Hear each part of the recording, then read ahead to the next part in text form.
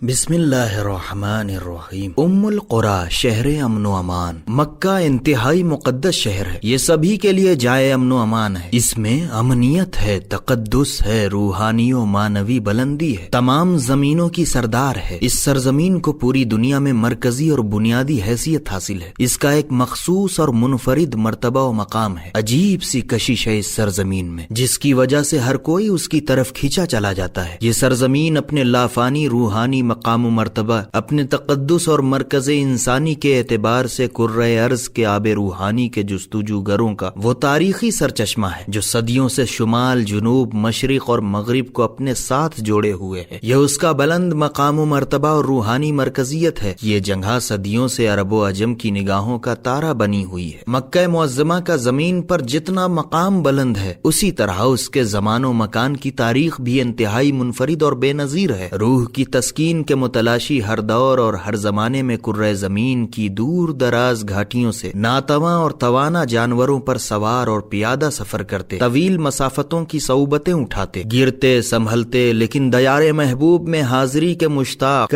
کئی ماہ کے بعد بلاخر اس کے دیدار کا شرف حاصل کرنے کی سعادت سے فیضیاب ہو جاتے۔ اسلام کے ظہور سے قبل مکے کو ام القریٰ کہا جاتا تھا، یعنی شہروں کا مرکز۔ یہ شہر ہمیشہ سے تجارتی اہمیت کا حامل رہا ہے۔ چاروں طرف سے صحرائی وادیاں ہونے کے باوجود اس مختصر سی سماجی اور جغرافیائی حیثیت نے اس شہر کو لوگوں کی نظروں میں نمایاں رکھا۔ اسلام سے پہلے اور بعد میں بھی دشمن طاقتیں اس سرزمین کو اپنے قبضے میں کرنا چاہتی تھیں، لیکن اللہ نے ہمیشہ اس مقدس شہر کی حفاظت فرمائی۔ دنیا کی تمام زمینوں میں اس سرزمین کی اہمیت و عظمت کی وجہ کعبہ ہے۔ چند پتھروں سے بنے ہوئے اس گھر میں کیا کچھ نہیں ہے، دنیا جہاں کی عظمتیں، اہمیتیں، رفعتیں اس میں سمٹی ہوئی ہیں۔ اسے خداوند عالم نے اپنا گھر کہا ہے۔ یہ ایک مقدس اور بابرکت گھر ہے جہاں ہر سال حج کے موقع پر لاکھوں مسلمان جمع ہوتے ہیں اور کعبے کی زیارت کے ذریعے اپنی روح کو سکون پہنچاتے ہیں۔ دیدار کعبہ کے عاشقوں کو نہ تو ٹھٹھرتی سردی روک پائی اور نہ ہی کھال ادھیڑ دینے والی تپش اور گرمی آڑے آئی۔ ہر کوئی قافلے کی صورت میں تقوی کو اپنا زاد راہ بنائے اس چشمہ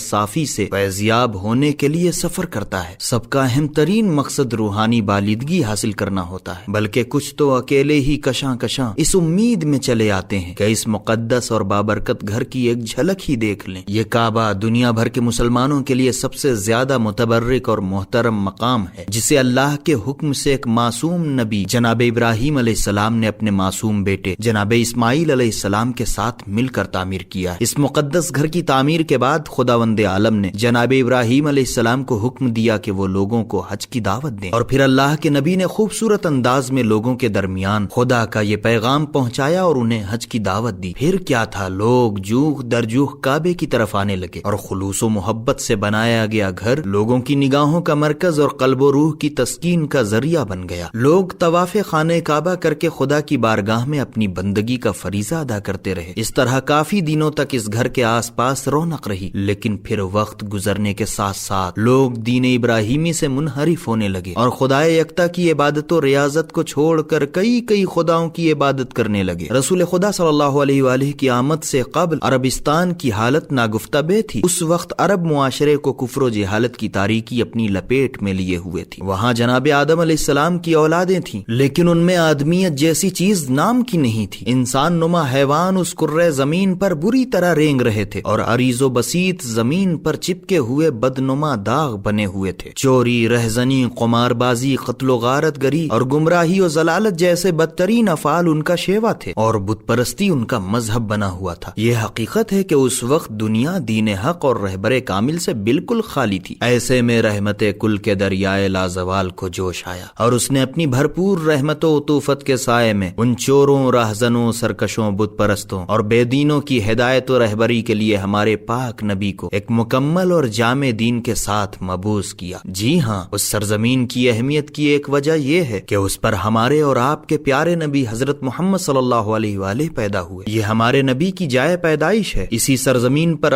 حضرت صلی اللہ علیہ وآلہ نے آنکھیں کھولی اور یہیں پر پلے بڑھے ہیں۔ اسی سرزمین پر اسلام کا پرچم بلند کیا اور لوگوں کو حیوانیت کی گہری کھائی سے نکال کر انسانیت و شرافت کی خوشگوار وادی میں پہنچایا، اور جو لوگ زندگی کے مفہوم سے آشنا نہیں تھے انہیں جینے کا سلیقہ سکھایا۔ انہیں بتایا کہ ایک معاشرے میں اپنے ساتھ ساتھ دوسروں کے لیے کیسے سے زندگی گزاری جاتی ہے۔ رسول خدا صلی اللہ علیہ وآلہ کی سیرت و کردار کا جادو آہستہ آہستہ پورے عربستان کو اپنی لپیٹ میں لے رہا تھا، بلکہ عربستان کی سرحد سے نکل کر دوسروں کو بھی اپنا گرویدہ بنا رہا تھا۔ یہ چیز جہاں اسلام و مسلمان کے لیے خوشگوار تھی، وہیں اسلام دشمن طاقتوں کے لیے انتہائی تشویشناک بھی تھی۔ اسی لیے وہ آئے دن شمع رسالت کو گل کرنے کے لیے نئے نئے ہتھ کنڈے اپنا رہے تھے، نئی نئی سازشیں رچ کر اسلام کو کمزور بنانے کی کوشش کر رہے تھے۔ پہلے دشمن سامنے سے آتے تھے تو ان کی شناخت آسان تھی، لیکن اب دشمنوں نے چھپ کر وار کرنے کا فیصلہ کر لیا تھا، جس سے حضرت صلی اللہ علیہ وآلہ کی جان کو بہت زیادہ خطرہ تھا۔ اسی لیے خداوند عالم نے حکم دیا کہ وہ مسلمانوں کو لے کر مدینے کی جانب ہجرت کریں۔ پھر رسول خدا صلی اللہ علیہ وآلہ نے دین اسلام کی حفاظت کے لیے اپنے پیارے وطن کو خیر بات کہنا گوارا کیا۔ اس وقت حضرت صلی اللہ علیہ وآلہ کی دلی کیفیت کیا تھی اسے بیان نہیں کیا جا سکتا۔ اس سرزمین سے آپ کی بہت سی یادیں اور یادداشتیں وابستہ تھیں۔ یہ آپ کا آبائی وطن تھا، اس سرزمین پر آپ نے آنکھیں کھولی تھیں، بچپن کے ایام گزارے تھے اور یہیں پر جوانی کی رعنائیاں دیکھی تھیں۔ وطن چھوڑ کر دوسری جگہ منتقل ہونا کتنا سخت اور دشوار ہوتا ہے، یہ وہی بتا سکتا ہے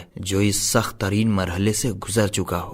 حضرت صلی اللہ علیہ وآلہ کے لیے مرحلہ بڑا دشوار تھا، لیکن آپ اسلام کی بقا و سلامتی کے لیے یہ کڑوا گھونٹ پینے کے لیے بھی تیار ہو گئے اور کچھ مسلمانوں کو لے کر نم آنکھوں کے ساتھ اپنے آبائی وطن کو الوداع کہہ دیا۔ فطری بات ہے کہ انسان مشکلات اور مجبوریوں کی وجہ سے اپنے وطن کو چھوڑ کر دوسری جگہ منتقل ہوتا ہے، لیکن اس کا دل اپنے وطن میں ہی رہتا ہے۔ اس سے مربوط کوئی واقعہ رونما ہوتا ہے تو اس کی روح بلا فاصلہ وہیں پہنچ جاتی ہے۔ حضرت صلی اللہ علیہ وآلہ مشکلات کی وجہ سے مدینہ پہنچ چکے تھے، لیکن ان کا دل اپنے وطن کو دیکھنے کے لیے بے قرار تھا۔ گاہے بگاہے اپنے آبائی وطن اور حرم الہی کو دیکھنے کے لیے بے چین رہتے تھے، لیکن دین اسلام کی تبلیغ و اشاعت اور دفاعی جنگوں میں ایسے الجھے کہ کبھی مکہ جانے کا موقع نہیں ملا۔ 7 ہجری میں پہلی مرتبہ مسلمانوں کے ساتھ حج کے لیے روانہ ہوئے، لیکن مکے میں داخل ہونے سے پہلے ہی صلح کر کے واپس ہو گئے۔ یہاں حضرت صلی اللہ علیہ وآلہ کی دوسری قربانی تھی جو آپ نے پیش کی۔ وطن قریب تھا، 2 قدم کے فاصلے پر ہونے کے باوجود آپ نے دین اسلام کی بقا اور حکم الہی کی تعمیل کے لیے اپنے دل پر پتھر رکھ کر